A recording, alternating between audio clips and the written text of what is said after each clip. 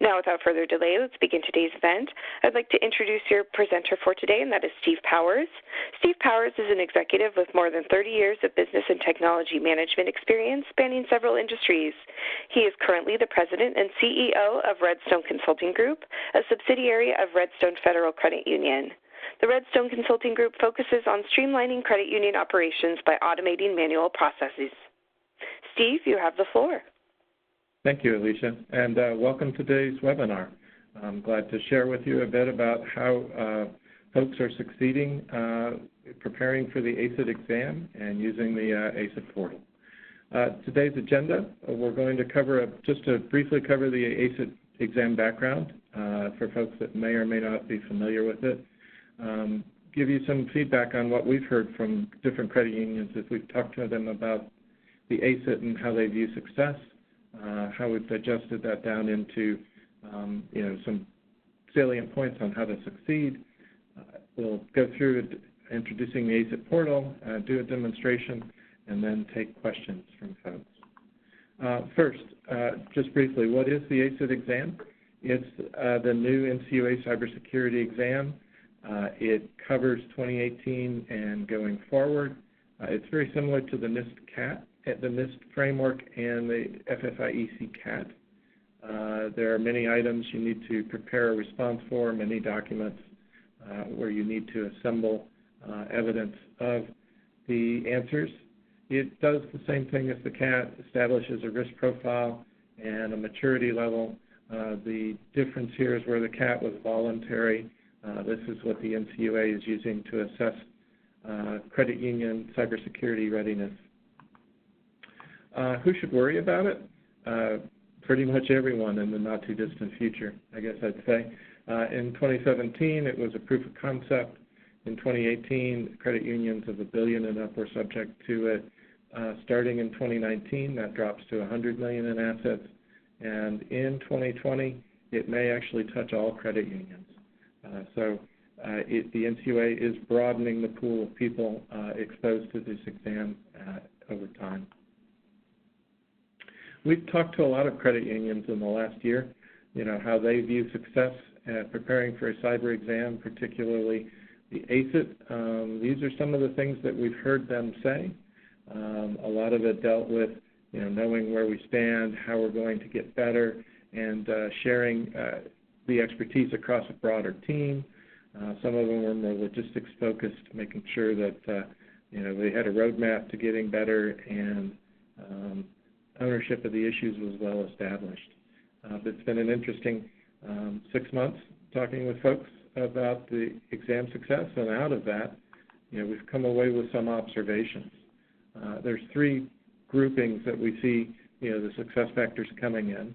One is people-centered, and the main points coming out of that was to be sure to engage the broader community within the credit union, to tap the expertise that was outside of IT when preparing for the exam, making sure that those folks' voices were heard early in the process, and that got a broader perspective to the team that was preparing the response, and then also as a side benefit, made sure everyone was really had the same shared understanding of the response.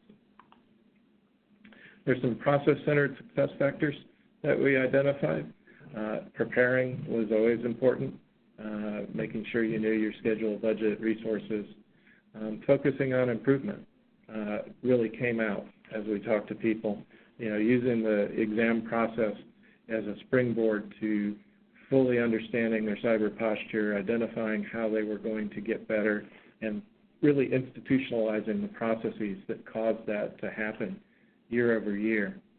And the last one, folks are always striving to balance the exam, with their day-to-day work. In the last area, there were a number of factors that really were knowledge-centered that people identified.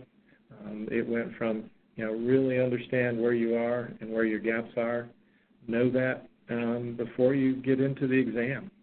Do an honest and thorough assessment, understand your weaknesses, and be prepared to address how you'll respond to those. Another one that came up was really targeting the right maturity objectives for their situation. The exam covers anywhere really from a very small credit union on up to the largest ones that exist. And you can target your maturity anywhere from the baseline level on up to innovative. And choosing the right level and then focusing on that was also a key to success for institutions. When we look to pull it all together, you ended up with an annual kind of process that you went through that just made sure that you're almost always doing something and preparing or responding for the exam. It started with understanding your starting point, having a multi-year plan, making sure the focus of that plan is continuous improvement, not as an event, but really just as a process, understanding that you're doing this over and over and over and over. Make sure you involve the people across the credit union, and make sure the communications channels inform all of the stakeholders of the interim results, where you are at any point in the exam preparation, what the issues are that have come out of it so far. And then, understanding that the results from this year feed next year's process. You go through and you target, say, baseline maturity the first year, you identify your gaps. For the next year, folks were looking at, how do we target those gaps and make progress towards achieving the next level of maturity. So the key message is it's a process, it's cyclical. Plan on being involved in this ongoing. So at this point, I'd like to talk briefly about the ACET Collaboration Portal. It is a tool that my CUSO has built in conjunction with our credit union, Redstone Federal, to streamline the process, to help to ensure success by addressing many of those factors that folks have talked about as driving their success in exam preparation. Things that the portal does really well. It has an integrated document repository that allows everyone to see the same documents, to reference those documents as evidence for the answers they give on the statements. It keeps all the team members informed and really on the same page as to what the truth is regarding the documentation. It's got collaboration built in so that people can see what others are doing, can contribute to those efforts through timely comments, and use the lessons learned from how other people address statements to do their own work in preparation. The tool has built-in progress tracking and reporting.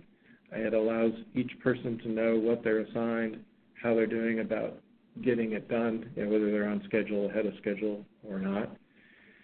And it also has team-level tracking for the management roles to be able to understand completely where the organization stands, where the weaknesses are, where some focus might be needed to reach the goal schedule. It puts key knowledge at everyone's fingertips. The guides that the NCUA has provided regarding how to respond to the statements, the audit history that tracks all the changes to an item as it's gone through time, the commentary that's been provided by each individual that works on the item. And key to it, it has an integrated workflow that moves items through a workflow the credit union tailors that can be as specific as tailored for a single item. And this relieves people from the responsibility of knowing when someone's completed the work and when they can do their part in relation to responding. It also enables you to have a kind of a layered approach to responding, where one person creates the information and one or more people can actually review it, comment to it, and help to get the answers more accurate. Our portal, as I said, is workflow driven. It has a basic 6-step workflow, 3 of which can be tailored out. The in-review, pending approval, and outside review states are optional. They can be tailored out on a statement-by-statement level or on a grouping level, whichever the credit union prefers.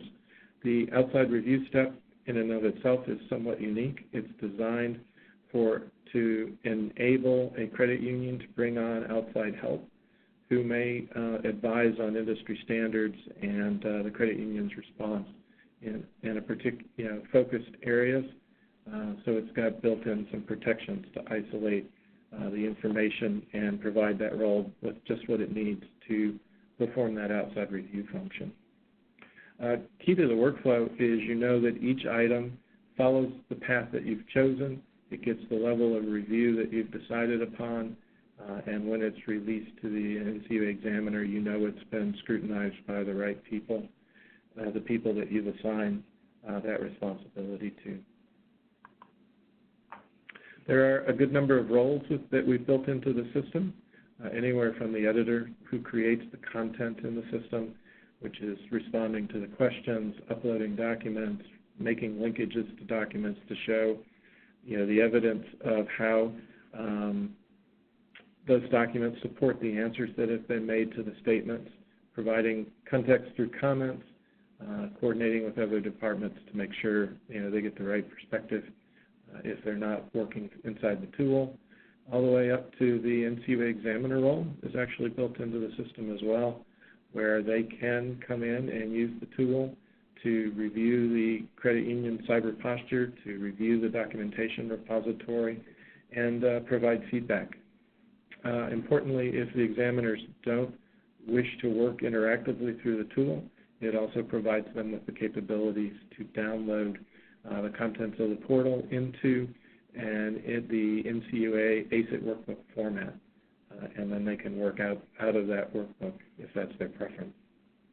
But by assigning these roles, we kind of change the view that each person has to focus on their area of responsibility and to streamline the workflow.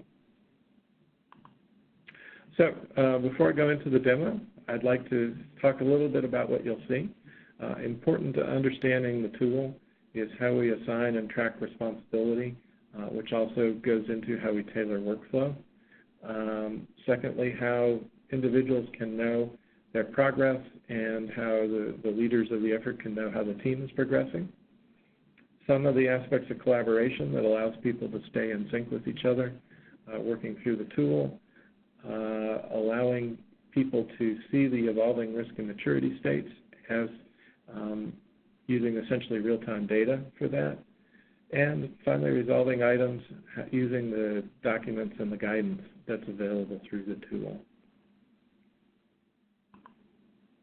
So at this point, I cross my fingers, click the link, and hope everything works. And it did. Wonderful. I'm going to log in as the administrator first. This is a role specific to a credit union. When we turn up a client in the system, they had designated an administrator. That administrator is responsible for configuring the tool for the credit union's use. When they log in, this is their initial screen. A couple of things of importance. They set the schedule, establishing really the start date and the end date for that cycle's preparation effort. If you have a CAT workbook that contains relevant information, they can upload that workbook and import those answers into the tool.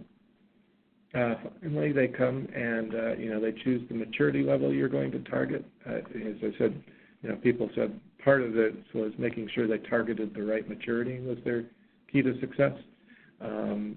There are 5 levels in the maturity model. Each have approximately 100 statements that need to be addressed, and they get increasingly complex and increasingly applicable only to larger institutions.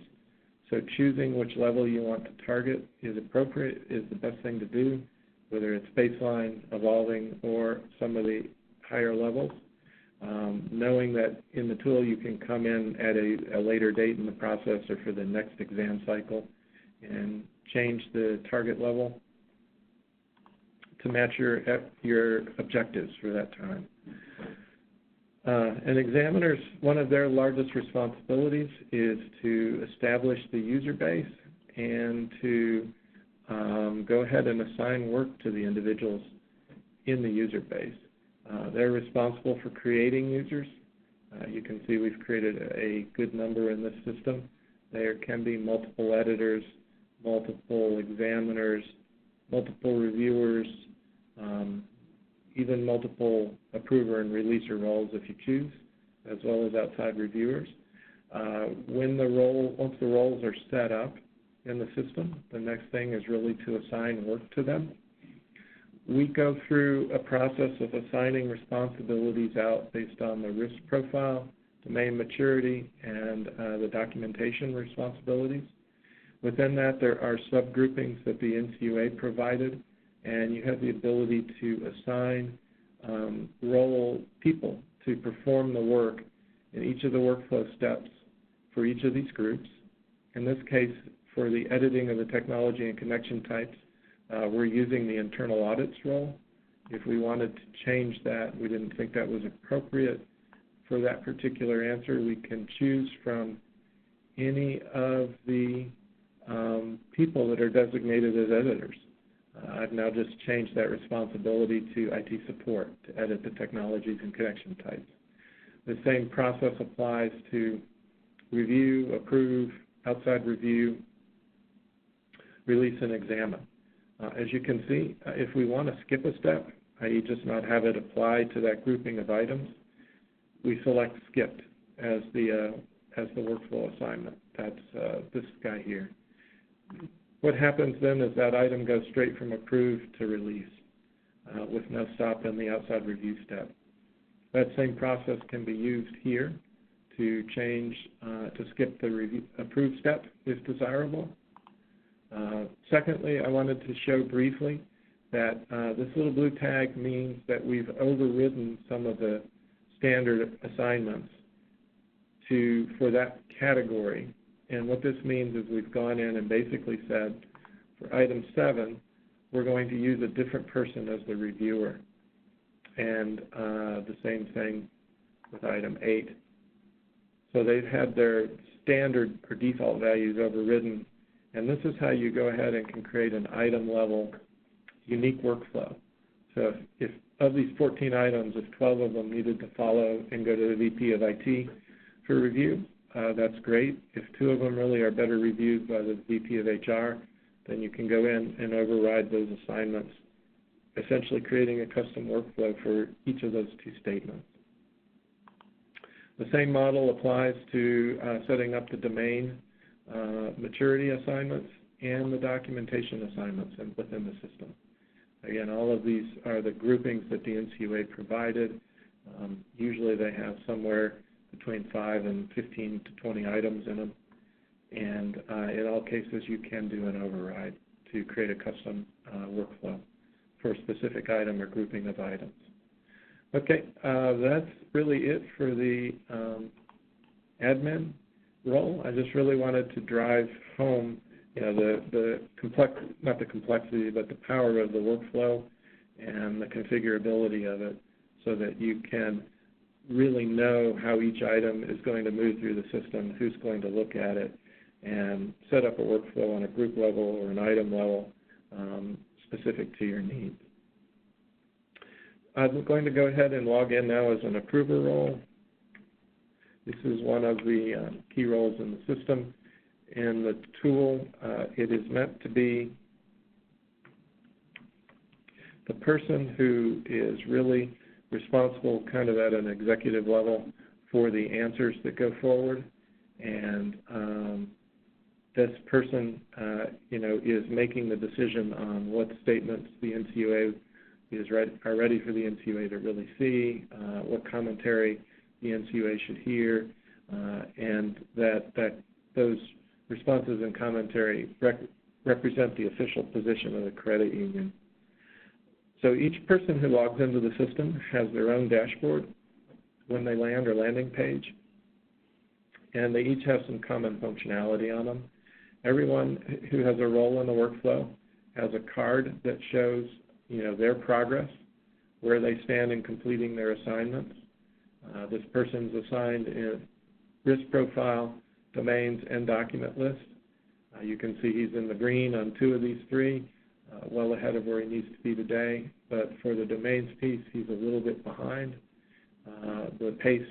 And with a header behind is really set based on the schedule that the editor provides in the system. This person also gets a recent changes card. This is basically here to show what's been done in the system recently, so they can track changes that may be relevant to them. You know, a number of these items have been promoted for this person to review. Some explanations have been provided in commentary that may be relevant. If they wish to look at it, they think it's not relevant, like then we'll comment. They can just acknowledge it and move on. If they really want to look at it in more depth, they can click through on it. That brings the item up in the detailed display that shows them the nature of it, what the response is, the change history, and guidance associated with it. So that's the approver work progress and the recent changes, what they do. I was trying to demonstrate if you flag an item, it's maintained here for you to look at in the future. It's a great way to assemble, go through your recent changes, flag the ones that you want to follow up on. They also have a progress overview that covers the entire effort. So it shows what our target is in terms of completion date, what the forecast is for completing, where we are in the different main workflow steps, the approval, review, and edit. You can look at it on the basis of each of the technology areas, domains, risk profile, and documentation, or just stay with the overall view. It's a great way to know, hey, am I going to get done on time? If not, where am I lagging? So that I need to go focus better. This view also gets a couple of dashboards that are provided, basically from the NCUA, the domain maturity level view and the risk profile view. This shows you, based on the data coming out of edit, where you currently stand. We've completed editing all the risk profile items, so you see it's marked as complete. It shows us where our risk levels are on each of these axes based on the rules defined by the NCUA and the FFIEC that looks for the clusters of the most responses, and set your security level based on that. Lastly, we do provide a detailed maturity dashboard. This view is also standard to the CAT and the FFIEC. Within the tool, you can see where your baseline, where you still are incomplete, where you might be sub-baseline, and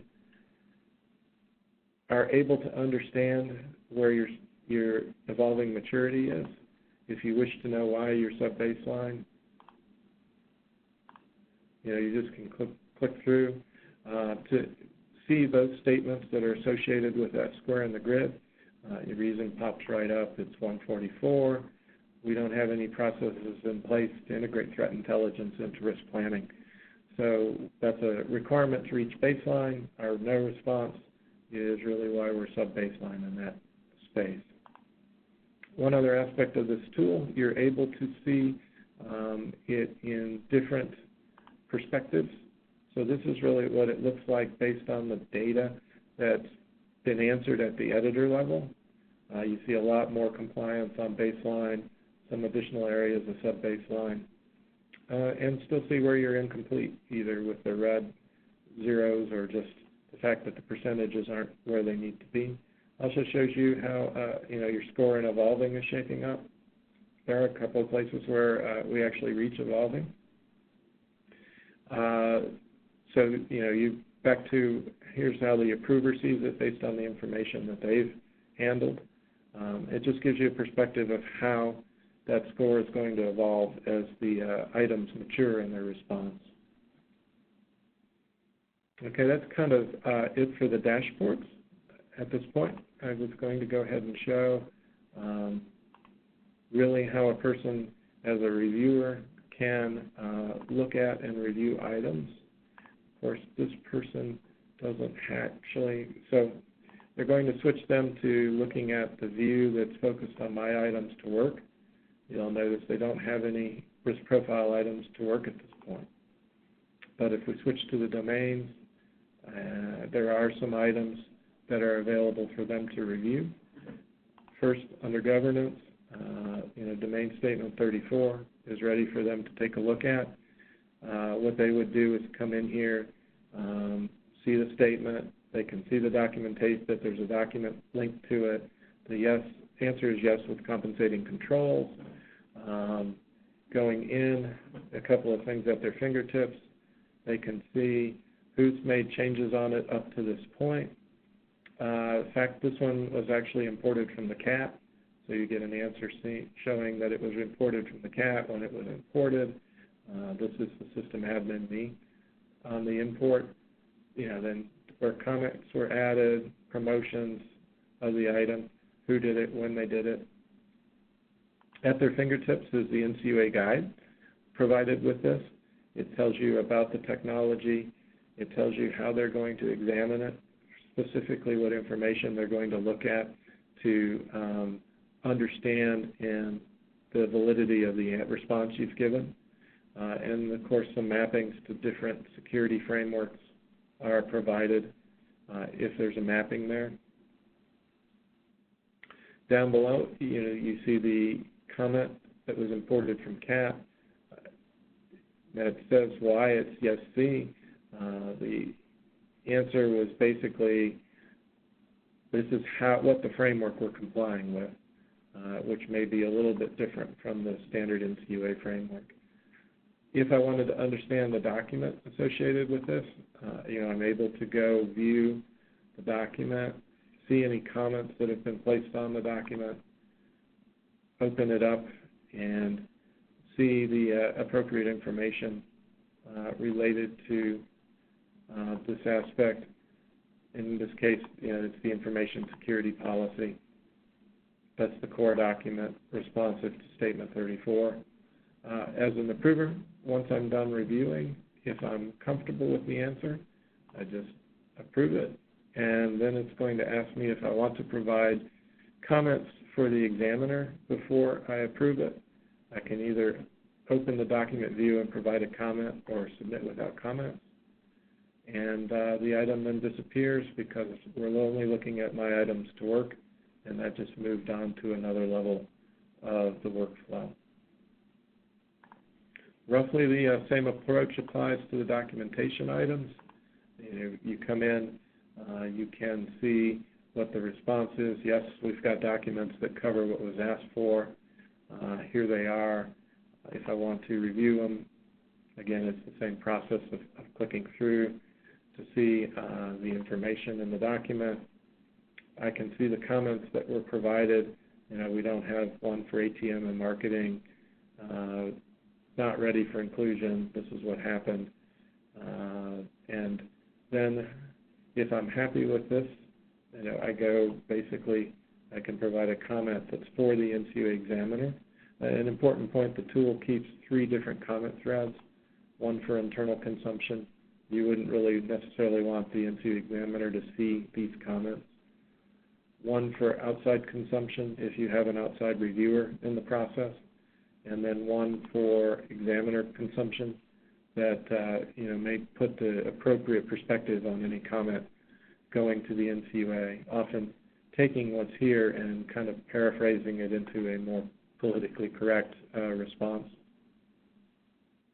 So that's how an approver essentially goes about doing their role. I'd like to go ahead and just briefly log out and log in as an editor.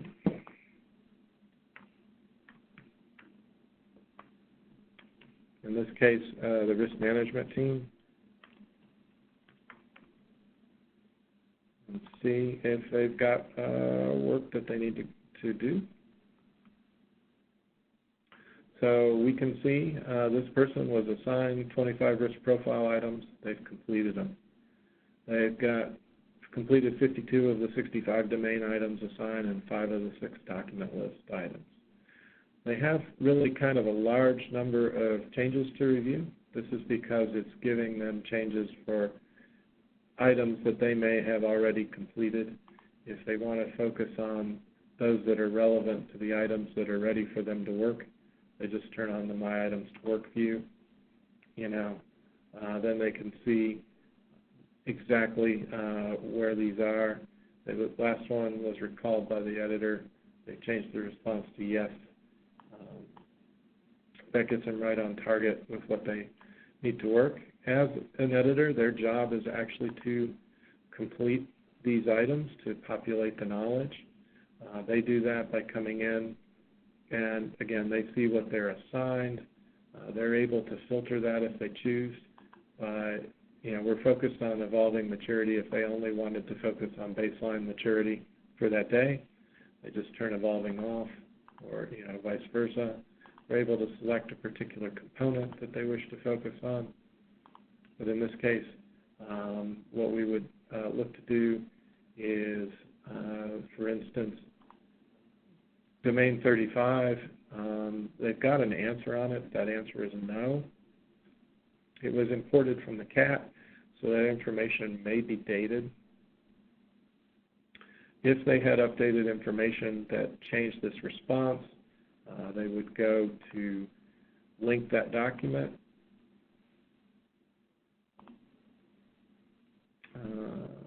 And maybe under 2, they find that this document, the application security guidelines, is more appropriate to answering it. They make the linkage, they hit yes, and now this document is associated with responding to statement 35 about a formal process. They might enter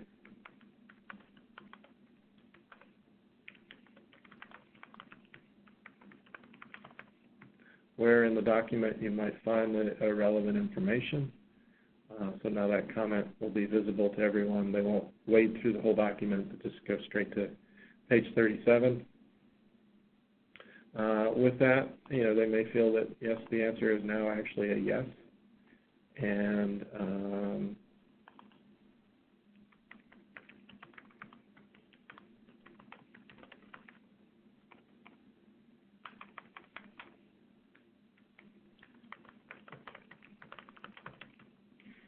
provide a comment on that. And then if they feel that's done, they just hit submit, confirm it. And 35 is now moved to review. We can see that by just changing our view to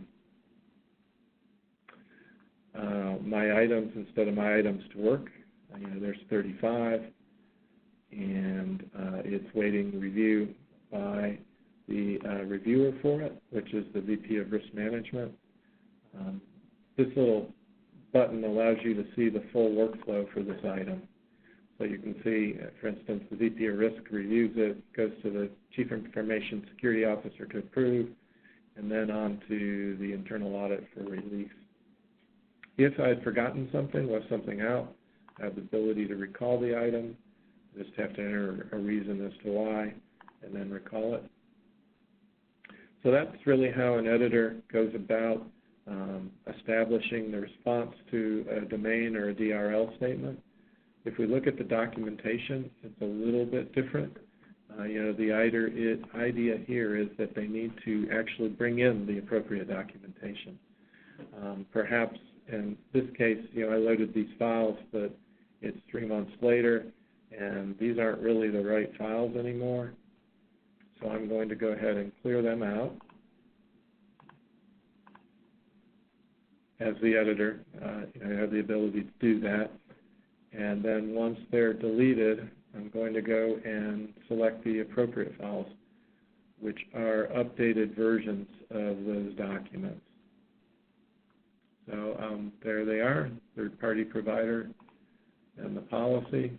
I can associate multiple documents at once. Select them, click them. They are now in the document archive, available for use as evidence on statements. They're visible to everyone in the workflow process, and they have their own process they go through, which reviews that these are indeed the right information. Just confirm that these are done. You see the state change to initial review.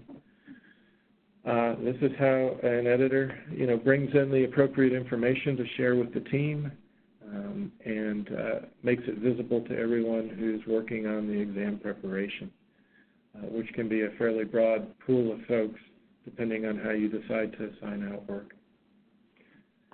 That's basically what I wanted to show in the tool today. Alicia, are there any questions folks have asked?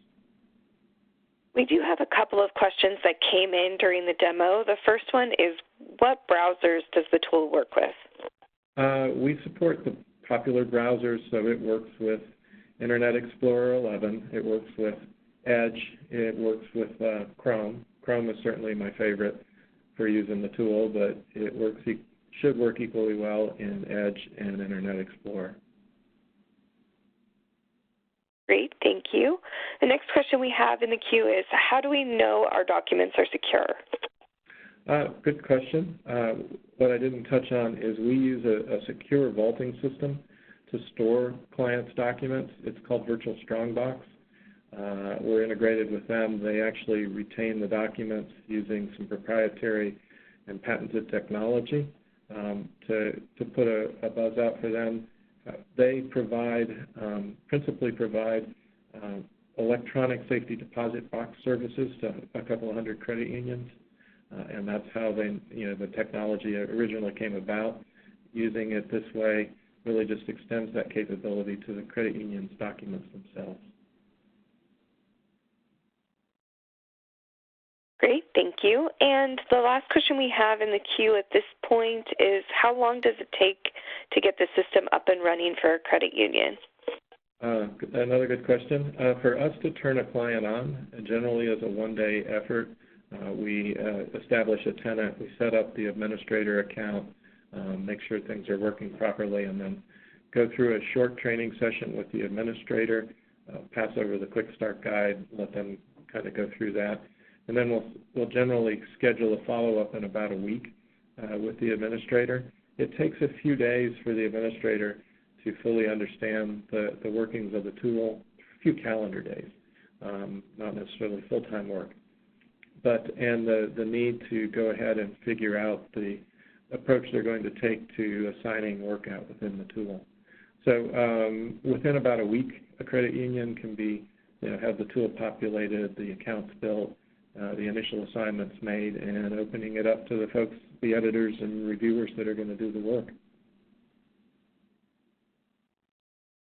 Wonderful. Thank you so much. And I think that's all of the questions we have in the queue at this time.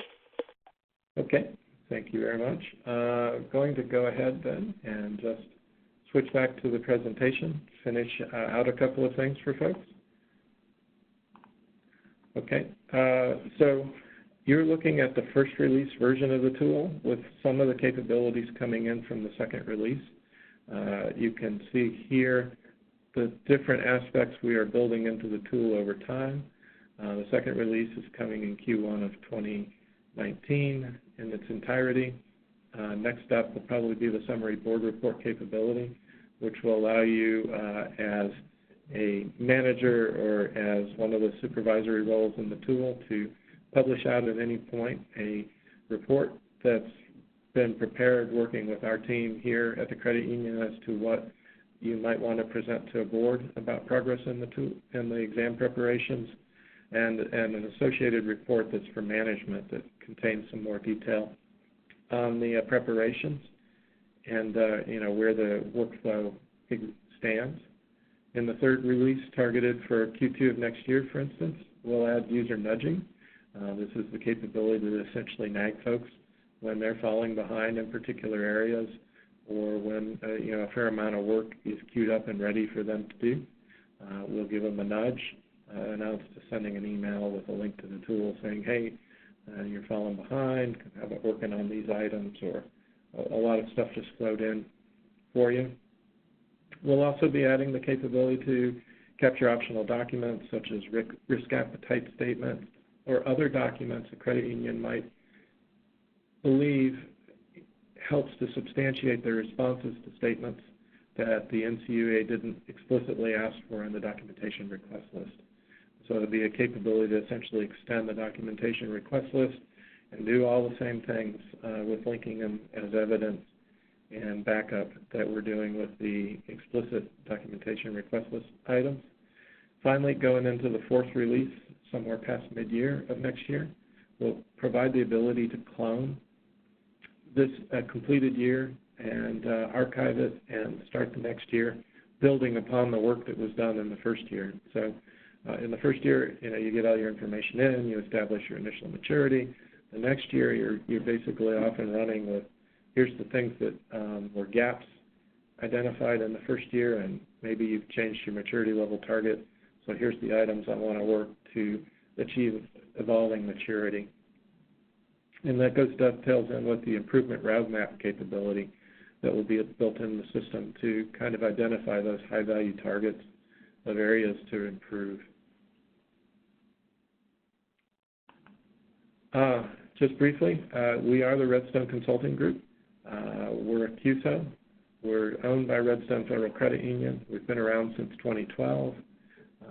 We basically focus on disseminating technology Redstone developed, the credit union, but we also partner to build other solutions for industry problems, of which the ACET Portal is an example. It's targeted at a broad industry problem and preparing for exams, succeeding in that process without investing inordinate resources. If you'd like to learn more about us, you can look through our URL, redstoneconsultinggroup.org. I guess I'll stop here, Alicia, and see if there are any other questions that have come in. We do have some additional questions in the queue. The first question we have is, how far in advance should we start preparing for the examination? Our guidance to folks is to allow at least 6 months. We think it's best to start early enough that you can run it as a process, as a small part of work each day instead of a project where you kind of crash on it in the last month or two. That allows for a good balance between the daily responsibilities of people and getting the exam ready. It also allows for multiple steps of review if desired, and knowing where some issues lie before you get to the exam. So if you give 6 months in advance, you'll have enough time to work it in I'll call it a gentle fashion, instead of as a crash project. Thank you. And the next question we have is, what if the NCUA changes the contents of the exam? Good question. Our tool is actually built on ingesting the contents of the NCUA exam. So as they change the workbook for the ACET, we're pulling that information in, digesting it to create the statements, responses, the documentation request list. We anticipate perhaps next year, perhaps 2020, that they may come out with kind of a sub-baseline maturity target, and at that point we'll incorporate that into the tool. But on the easiest way to answer it is the tool is a subscription, and part of that subscription includes us adapting it to changes in the NCUA exam. So it may take us a few weeks once those changes come out, once they're published, but we go back, we update the tool to address the new examination requirements. Great, thank you. The next question we have is, what's the best approach for working on preparing for the exam inside of the tool? Okay, well, that's a great question. Our indications are from folks that there's one of two strategies that make sense. The one that we promote first is, call it a two-iteration or a two-cycle approach. In that approach, you basically go in as the editors and answer the questions using your gut knowledge of where your organization stands. We found that to be directionally accurate in most instances. Then as the documentation is uploaded into the system, going back on a second pass, linking the documentation, ensuring that the documentation supports the response that you've given, or if it doesn't, changing the response to really match what the documentation supports, and then pushing the items forward in the review process. The second approach that folks have talked with us about is really just to do it as one pass, but do the documentation uploads first, so that as the editors go through their work process, all the documents have already been populated and are available for their review. They then go in and use the documentation directly to prepare the responses to the statements and link it at that time. So the one process allows you to get going with a loop back to substantiate what you've done.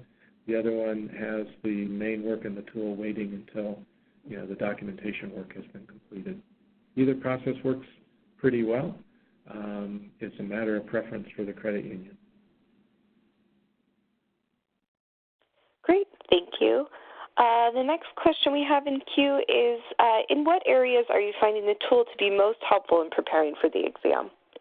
Oh, wonderful. So when we talk with the folks that are using it, the fact that the documents are all there, they're made available for everybody to see, they're linked to the statements, makes it really clear how the answers are being substantiated. And that's a key difference between what the CAT, which was voluntary, and the ACET, is this request for documentation and to understand how that documentation substantiates the answers to each of the statements. So the tool's been really helpful in that respect, getting the repository there, allowing the linkages. Second is the visibility that the tool provides to people to be able to see what others are doing, to understand the changes in the system, and especially the changes that affected items that they're working. Kind of this collaboration infrastructure is allowing greater visibility and, as a result, higher efficiency in working the items. The third really is just the nature of the tool, allowing people to come in and log on when they have time, contribute to the process, move some statements along, or comment to other statements that are relevant to them without having to wait for a meeting to be scheduled and a team of 5 or 6 people to be brought together. So that do it when I can, collaborate online infrastructure is making it a lot easier for folks to go through the process of preparing. Wonderful. And another question we have in the queue is, of those credit unions that have purchased, where are they seeing the benefit? Good question. I'll answer it by saying, in some respects, too soon to tell. Our first clients are actually up for their review NCUA audit cycles in early spring of next year, and that's when we'll really know how the tool is working for them.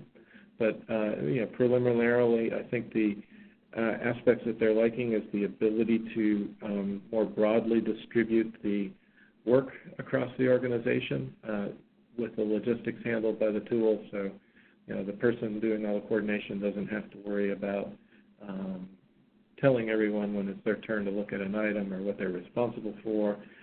That's opened it up to a broader pool of expertise, being able to be tapped without using the tried and true process of assigning an IT guy to go talk to the HR guy to go understand the job descriptions, as an example.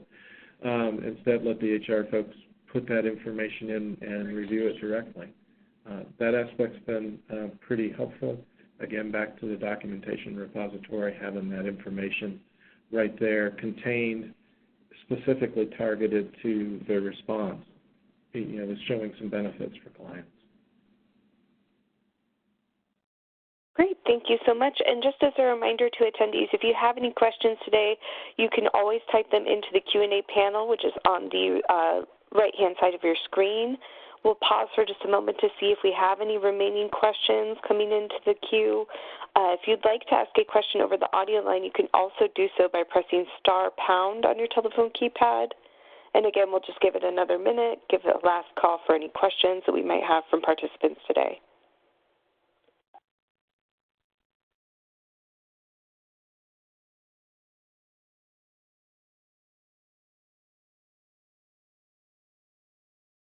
And it looks like we have no further questions in the queue at this time or any questions over the audio line. Okay, thank you, Alicia. Well, in closing, thank you for coming today. To learn more, you can visit our website, redstoneconsultinggroup.org/products. you can contact Jim Bray, our Business Development Executive, at jdbray@redstoneconsultinggroup.org, or call him on this number. Remember, there is a 10% discount. This is the last webinar in our 5-webinar series on the ACET portal for this year. I'd like everyone to know the recordings will be available on the website. So if you have a desire to revisit any aspects of today's presentation or catch up on any of the other ones that we have discussed going back to August of this year, that information is available online. Also, we will be doing regular updates on the ACET tool in 2019 as we complete the roadmap, and as I said, we get some of those results from folks going through their initial audits using the tool. Again, thank you for your time. Hope everyone has a great day. Thank you again for joining us today. This does conclude today's conference. You may now disconnect.